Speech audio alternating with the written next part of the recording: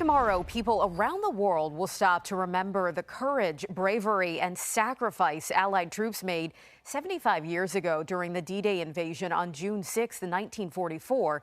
Tonight, more than 400 people gathered in Roanoke for the 35th annual Bernard Marie WWII dinner, a way to recognize and thank those veterans.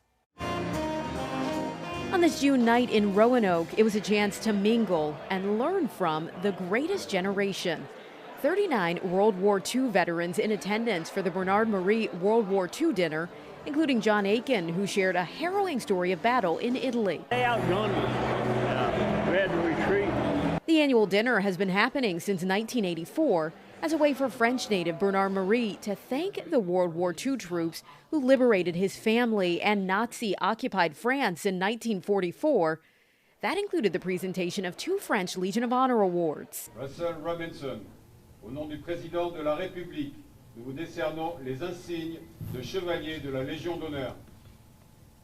To World War II veterans Dr. George Bloom and Russ Robinson. Since the 75th anniversary here, we're going to have the what they call the last salute to our veterans. Many of them not able to be here with us. So we really treasure this moment and really honor them. Marie hopes this annual dinner not only honors them, but helps future generations understand the sacrifices made for our freedoms 75 years ago. It's so good to see so many people come in and pay tribute and really express their sincere appreciation for the greatest generation.